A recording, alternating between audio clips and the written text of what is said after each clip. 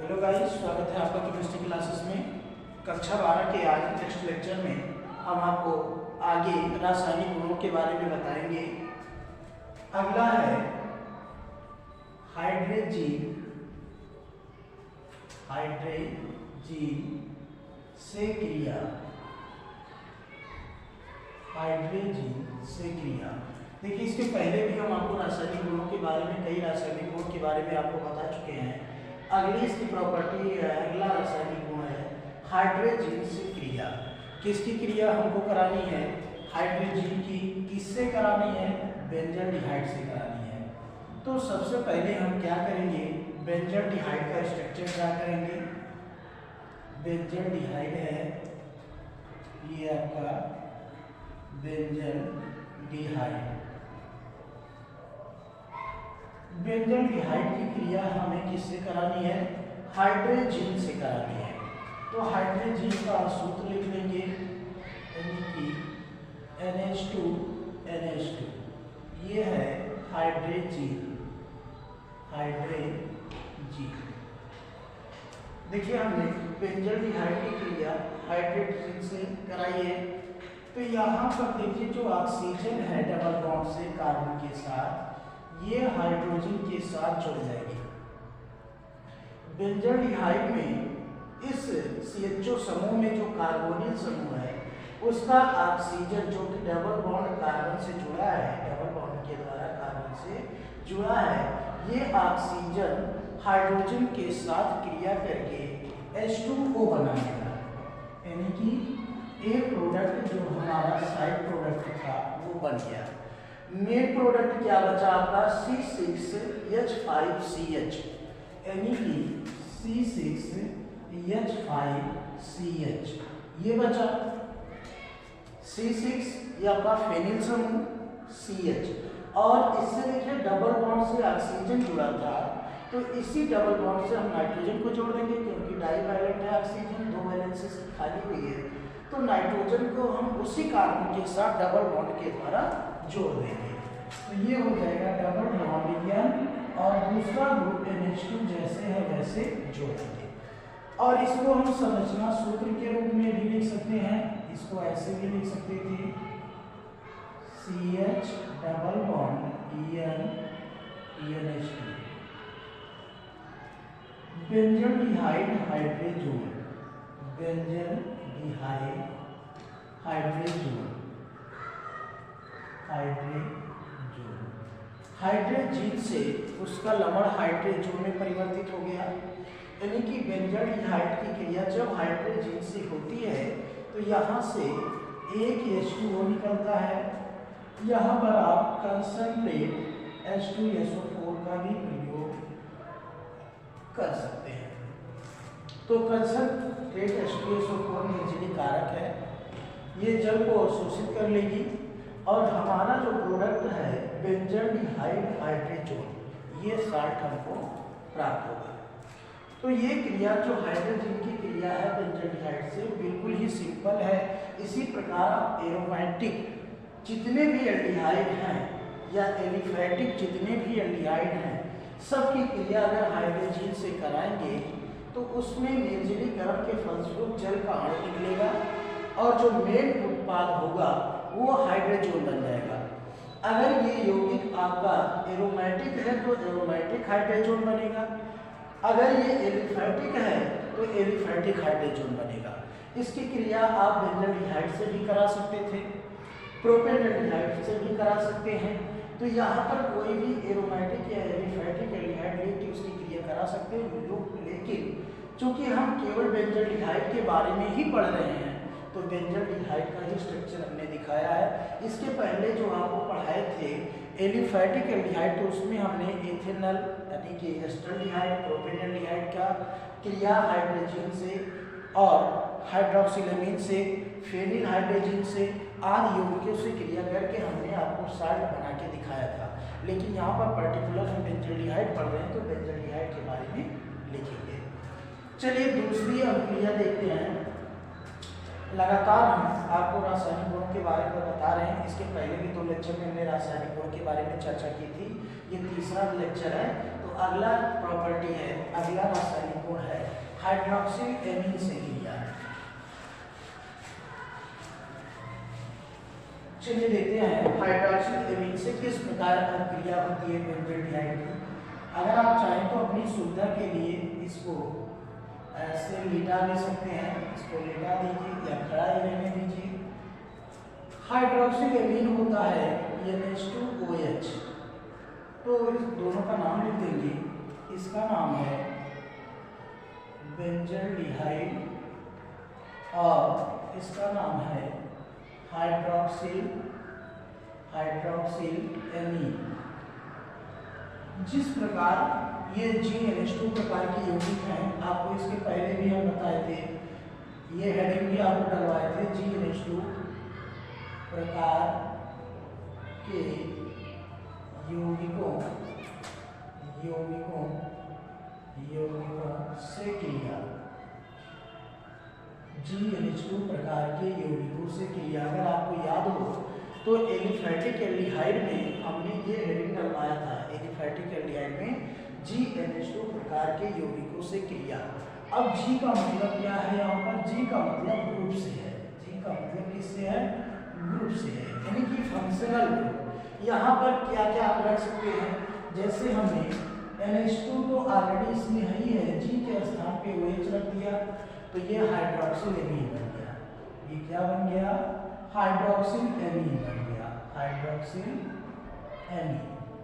अगर हम इसी के स्थान पे पुनः NH2 रख दें, जो आपका ग्रुप है, जो क्रियात्मक समूह है G, अगर हम उसके स्थान पे NH2 रख दें तो ये क्या बन गया? हाइड्रोजीन बन गया, हाइड्रोजीन बन गया। अगर इसी के स्थान पर हम NH(C6H5) रख दें G के स्थान पर, देखिए ये पूरा G की वैल्यू है, अगर G के स्थान पर NH(C6H5) रख दें तो ये हो गया फेनिल हाइड्रोजीन। इसका नाम हो गया फेनिल हाइड्रोजीन, फेनिल हाइड्रोजीन। तो ये सब हो गए GNH2 प्रकार के यौगिक, यही सब कहलाते हैं GNH2 प्रकार के यौगिक। तो अगर GNH2 प्रकार के यौगिकों की क्रिया बेंजोल्डिहाइड से कराते हैं तो सेम वही प्रक्रिया होती है, सेम वही प्रोसेस होती है जैसे हमने एलिफैटिक में एस्टरडिहाइड से कराया था। सब कुछ वही है, परिवर्तन सिर्फ इतना है कि इसमें बेंजीन रिंग जुड़ गया है, एरोमेटिक यौगिक हो गया है, वहां पर वो बेंजीन था। तो चलिए देखते हैं क्या बनेगा।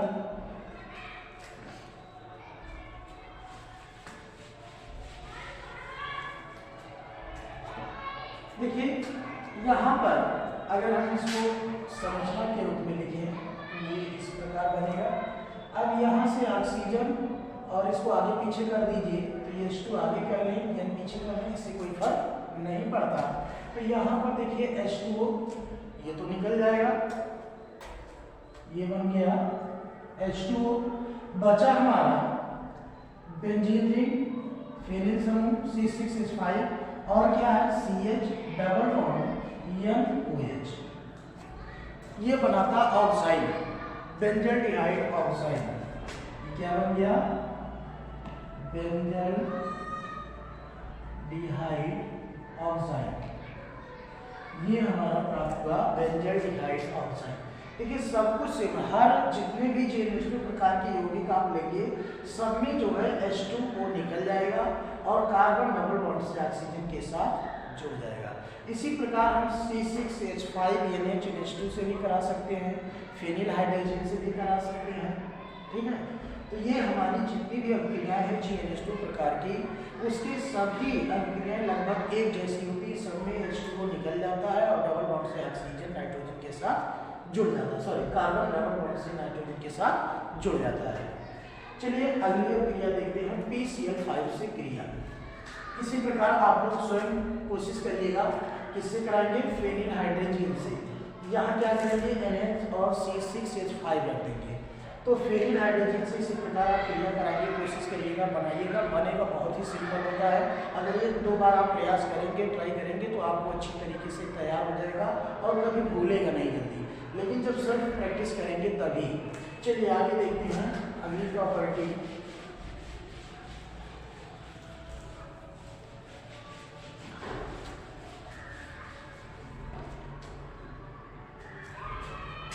अगला है PCl5 से क्रिया, PCl5 इसका नाम क्या है? PCl5 का नाम इसका है फास्फोरस पेंटाक्लोराइड, फास्फोरस पेंटाक्लोराइड, इसका नाम क्या है? Phosphorus pentachloride. देखिए जितने भी हाइड्रोजन युक्त फास्फोरस हैलाइड है इनका उपयोग, जैसे इसके पहले PCl3 का उपयोग, PCl5 का उपयोग और SOCl2 का उपयोग, इन तीनों का उपयोग हम एल्कोहल में या एल्कोहल से एल्किल हैलाइड बनाने के लिए करते हैं। इन सभी का उपयोग PCl3, PCl5, SOCl2 इन तीनों का उपयोग हम जब हमें एल्कोहल से क्या बनाना होता है? Alkyl halide. किसी भी अंतर परिवर्तन में भी ये आता है, अंतर परिवर्तन आता है, कैसे प्राप्त करोगे या क्या होता है जब, तो अगर आपको ये चीज़ें याद रहेंगी तो आप आसानी से रिएक्शन कर सकते हो। अंतर परिवर्तन में कैसे पूछा जाता है? जैसे मान लीजिए आपको कह दिया कि मेथेनॉल से या एथेनॉल से एथिल अल्कोहल या अंतर परिवर्तन एक साथ भी हो सकता है। इंटर कन्वर्जन जो मेथेनॉल से मेथेनॉल भी दे सकता है, तो उसमें भी आपको 2-3 स्टेप देना पड़ेगा। अगर वो कह दिया मेथेनॉल से मेथेनॉल, मेथेनॉल से मेथेनॉल, तो इसका मतलब ये गलत नहीं है। नहीं तो आप सोचिए ये तो मेथेनॉल से मेथेनॉल ही बनवा रहा है, ये तो क्वेश्चन ही गलत है। क्वेश्चन गलत नहीं है, ये सही है। मेथेनॉल से मेथेनॉल आप बना सकते हैं, 2-3 स्टेप आपको इसमें देना पड़ेगा। मेथेनॉल से आप मेथिल क्लोराइड बनाइए, मेथिल क्लोराइड से का स्टेप और बढ़ाना चाहे तो इसका डबल चेक कर लीजिए, फिर घटा दीजिए, फिर घटाने के बाद फिर ये बना दीजिए, या आप मेथिल क्लोराइड बना लीजिए। मेथिल क्लोराइड कैसे बनेगा? इन तीनों में से चाहे तो यौगिक आप यहाँ लगा दोगे तो एल्कोहल किसमें कन्वर्ट हो जाएगा? एल्किल हैलाइड में। तो इस तरीके से आप एल्किल हैलाइड बनेंगे, पूरा उसका जलीय अपघटन करा देंगे एक्वस KOH के साथ या एक्वस NaOH के साथ, तो हमें मेथिल अल्कोहल प्राप्त हो जाएगा। एक यौगिक को दूसरे यौगिक में बदल सकते हैं तथा उसी यौगिक को पुनः दूसरे यौगिक के द्वारा पुनः उसी यौगिक में बदल सकते हैं।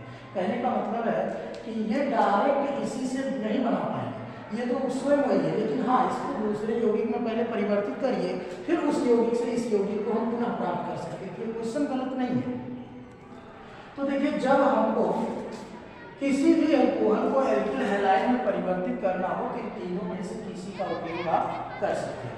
तो चलिए फास्फोरस पेंटाक्लोराइड इसका नाम हो गया, इसका नाम फास्फोरस ट्राइक्लोराइड और ये सल्फर थायमिल क्लोराइड, तो सबका नाम भी जानते रहिए। और चलिए इसकी क्रिया कराते हैं बेंजल्डिहाइड से। बेंजल्डिहाइड का स्ट्रक्चर जैसे आप बनाना चाहें वैसे बना सकते हैं, C6H5CHO ऐसे भी लिख सकते हैं, या आप इसका संरचना भी दे दीजिए, जो आपको अच्छा लगे वो करिए।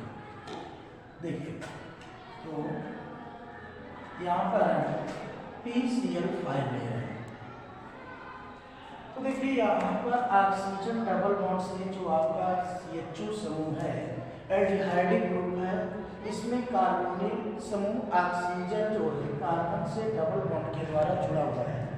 तो ये PCl5 जब इस पर अटैक करेगा तो ये पाई बॉन्ड वाला टूटेगा, यानी कि पाई बॉन्ड के साथ साथ जो सिग्मा बॉन्ड है, डबल बॉन्ड एक सिग्मा एक पाई है, और पाई बॉन्ड के कारण इसमें असंतृप्तता है, अनसिचुएशन है। इसको आप दिखा सकते हो ऐसे, तो ये वाला नीचे पाई बॉन्ड या ऊपर पाई बॉन्ड, एक सिग्मा एक पाई, तो इस पाई बॉन्ड के कारण ये क्या है? असंतृप्त है, और इसकी असंतृप्तता हम समाप्त कर सकते हैं। इसकी असंतृप्तता कैसे समाप्त होगी? जब हम पाई बॉन्ड को तोड़कर इसको तृप्त कर दें, इसको सैचुरेटेड कर दें, इसको हाइड्रोकार्बन में चेंज कर दें, सभी बॉन्ड इसके सिंगल कर दें, तब ये संतृप्त हो सकता है और ये PCl5 इस पर क्रिया करेगा, तो ये बनेगा C6H5 और CH। देखिए दो क्लोरीन जो ऑक्सीजन से जुड़ा हुआ था डबल बॉन्ड के द्वारा, जब वो टूटेगा ऑक्सीजन तो यहाँ पर कार्बन की 2 वैलेंसी खाली होगी और 2 क्लोरीन यहाँ से रिमूव होकर इसके साथ जुड़ जाएंगे और एक ऑक्सीजन जो है इस फास्फोरस हैलाइड के साथ निकल जाएगा। तो इसका नाम हो जाएगा बेंजल क्लोराइड, बेंजल क्लोराइड। अब इसका नाम बेंजल क्यों है, बेंजिल क्यों नहीं है या बेंजो क्यों नहीं है? अगर यहीं पर एक क्लोरीन हटा दें और उसके स्थान पर हाइड्रोजन लगा दें, एक क्लोरीन को हटाकर उसके स्थान पर अगर हम हाइड्रोजन लगा दें तो ये बेंजिल क्लोराइड हो जाएगा, और एक हाइड्रोजन इसको भी हटा के अगर हम क्लोरीन लगा दें तो ये बेंजो क्लोराइड हो जाएगा। कहने का मतलब है कि क्रियात्मक समूह जो हमारा है या फेनिल समूह से जो कार्बन जुड़ा है उसकी वैलेंसी से जुड़े हुए क्रियात्मक समूहों की संख्या के आधार पर इसका नामकरण किया जाता है। अगर इस क्रियात्मक समूह से केवल एक हाइड्रोजन परमाणु जुड़ा है तो उसको बेंजिल कहते हैं, अगर दो जुड़ा है तो उसको बेंजल कहते हैं, और तीन जुड़ा है तो उसको बेंजो कहते हैं। बेंजिल, बेंजल, बेंजो, दो जुड़ा है, डाइवैलेंट है, दो क्रियात्मक समूह, इसलिए इसको बेंजल क्लोराइड कहेंगे। तो ये समझ में आया आपको, अच्छे से समझ में आया होगा। बहुत ही सिंपल है, जो ऑक्सीजन डबल बॉन्ड से कार्बन के साथ जुड़ी हुई है, जब इसका विघटन होगा, जब ये टूटेगा तो कार्बन की दो वैलेंसी फ्री होगी, मुक्त होगी, और यहाँ पर दो क्लोरीन सिंगल बॉन्ड से जुड़ जाएंगे और बन जाएगा बेंजल क्लोराइड, और ऑक्सीजन जो है फास्फोरस हैलाइड के साथ निकल जाएगा। चलिए अब हम इसका ऑक्सीकरण देखते हैं। ये क्रिया भी कंप्लीट हो गई। अब इसके ऑक्सीकरण के बारे में हम चर्चा करेंगे कि बेंजल्डिहाइड का ऑक्सीकरण कैसे कैसे संभव है, या किस प्रकार किया जा सकता है, और कौन कौन से ऑक्सीकारक इसके लिए उपयोग में लाए जा सकते हैं।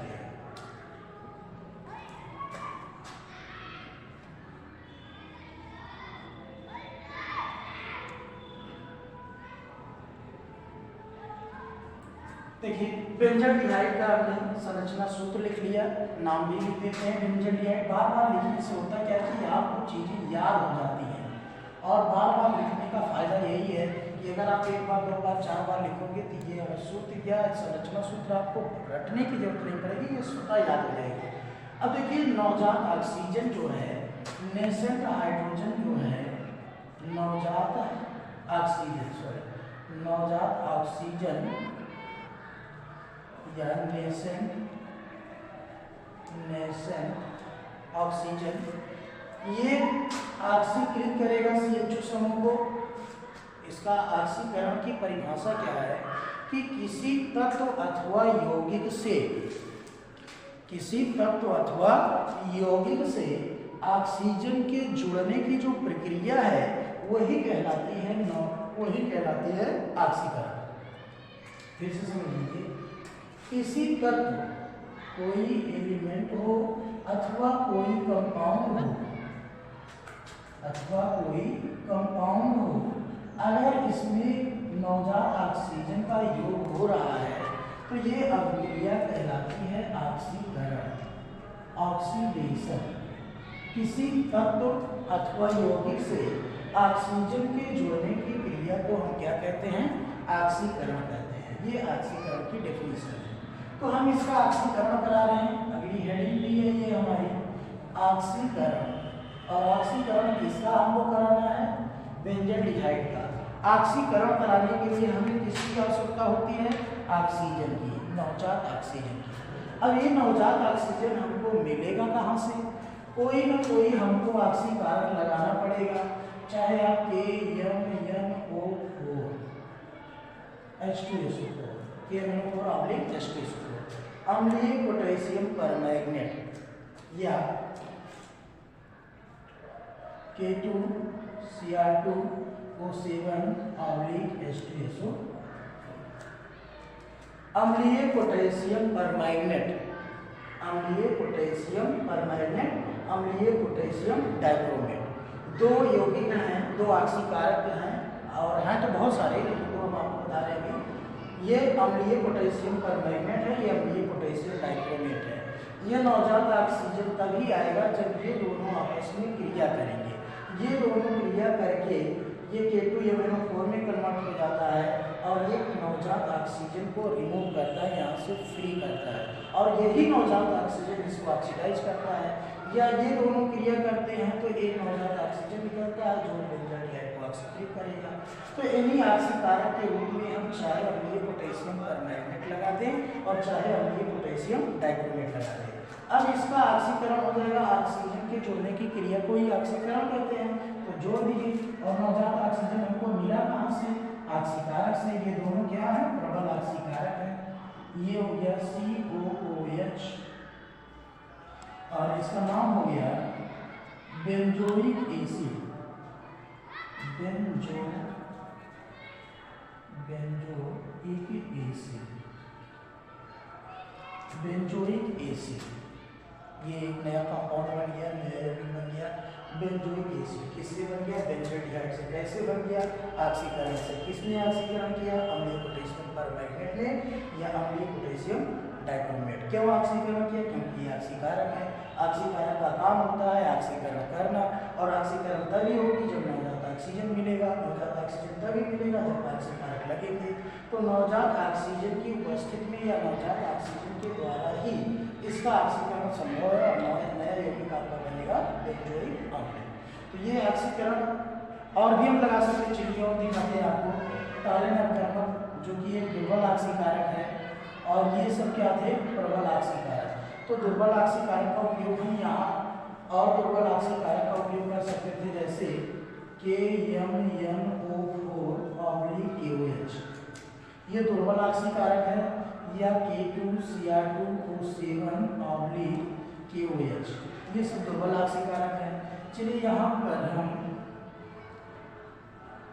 टॉलन अपकर्मक Ag2, या इसी को कहा जाता है अमोनिया में सिल्वर नाइट्रेट विलेन को टॉलन अपकर्मक कहते हैं।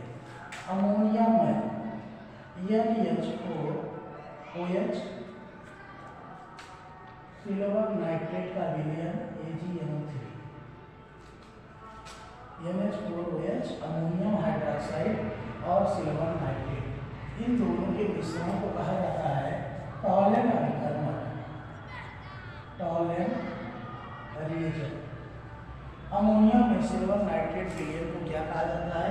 टॉलन रिएजेंट या टॉलन अपकर्मक। और ये दोनों जब आपस में क्रिया करते हैं अमोनियम हाइड्रोक्साइड और सिल्वर नाइट्रेट, तो सबसे पहले सिल्वर हाइड्रोक्साइड बनता है और वो पुनः ऑक्सीडाइज होकर ऑक्सीकृत होकर Ag2O बनाता है, जिसको हम टॉलन अपकर्मक कहते हैं। तो ये दुर्बल ऑक्सीकारक है, ये टॉलन रिएजेंट है, टॉलन रिएजेंट्स है, और ये कैसा ऑक्सीकारक है? दुर्बल ऑक्सीकारक, दुर्बल ऑक्सीकारक, दुर्बल ऑक्सीकारक। तो जब इसकी क्रिया हम कराएंगे तो ये ऑक्सीकृत हो जाएगा। देखिए इसको यहाँ से एक ऑक्सीजन मिल जाएगा, तो ये कन्वर्ट हो जाएगा बेंजोइक एसिड में,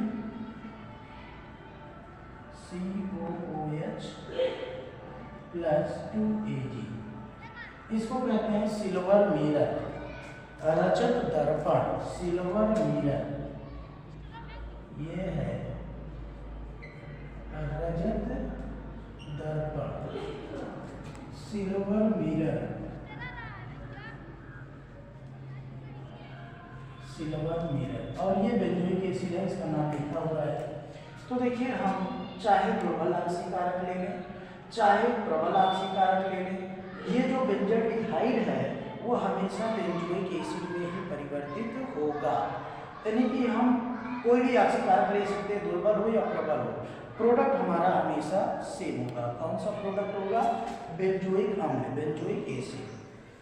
चलिए अगली क्रिया आप लोगों ने कमेंट भी किया था कि सर अमोनिया से क्रिया समझ में नहीं आ रहा है कि अमोनिया की क्रिया बेंजाल्डिहाइड से होती है तो क्या बनता है, कैसे बनता है, क्यों बनता है, ये अब क्रिया समझ में नहीं आ रही है। तो चलिए हम आपको बहुत आसान तरीके से बताते हैं, समझ में आएगा। ऐसी कोई अब क्रिया नहीं है जो बहुत ही कठिन हो, या ऐसी कोई चीज़ नहीं है जिसको हम पढ़ नहीं सकते। कोई भी चीज़ कठिन नहीं होती, बस उसको समझने की जरूरत है। चलिए अगला देखते हैं अमोनिया से क्रिया।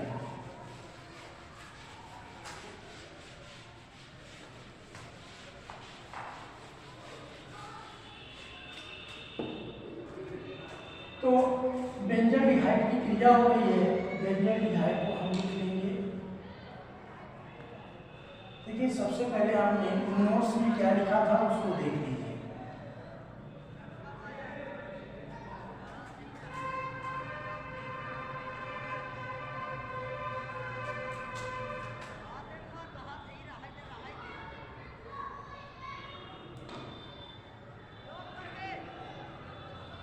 यही नोट्स में लिखा हुआ है, नोट्स हमने आपके ग्रुप में डाला था क्लास 12 वाले में, तो आप लोगों को यह समझ में नहीं आई कैसे हुआ।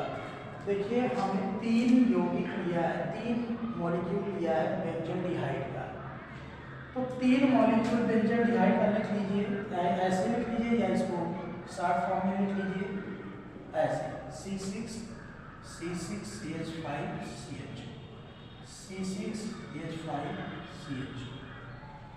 3 मॉलिक्यूल हमने ले लिया और अमोनिया का हमने 2 मॉलिक्यूल लिया है, तो यहाँ H2NH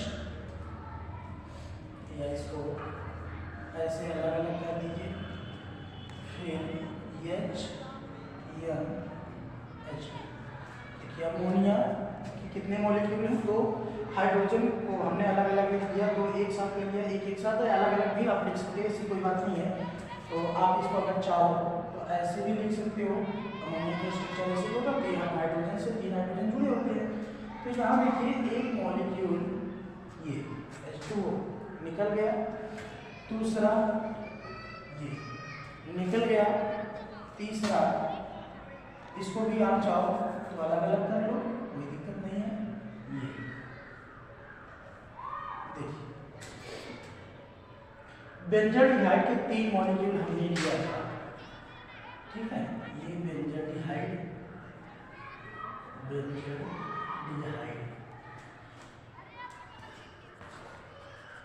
चलिए इन सब को हम निकाल के जो बचता उसी को हम लिख देते हैं।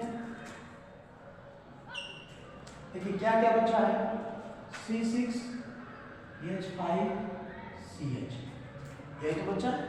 फिर डबल बॉन्ड से ऑक्सीजन था, तो डबल बॉन्ड से नाइट्रोजन के साथ ये हो जाएगा ऐसे, ठीक, C6H5CH। देखिए यहाँ से सिंगल बॉन्ड से एक हाइड्रोजन इधर से निकला है इस वाले नाइट्रोजन से, और एक हाइड्रोजन इस वाले नाइट्रोजन से, यानी कि एक बॉन्ड इस नाइट्रोजन के साथ बनेगा, दूसरा बॉन्ड इस नाइट्रोजन के साथ बनेगा। तो यहाँ पर हम एक इसके साथ बना दें और दूसरा हाइड्रोजन दें, C6H5CH डबल, देखिए बन गया। और 3 एक H2 3, यहाँ पर 3H2 प्लस 3H2, इसको कहते हैं बेंजीमाइड।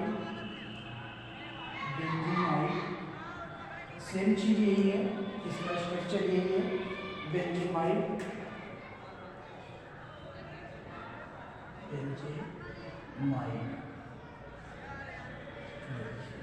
देखिए कितना आसान है, आप लोग कह रहे थे समझ में नहीं आया, समझने का तरीका क्या है, जैसे जितना मॉलिक्यूल आपको दिया सबको तोड़ दीजिए और जैसे जैसे बिल्कुल कह रहा वैसे उसे कर लीजिए।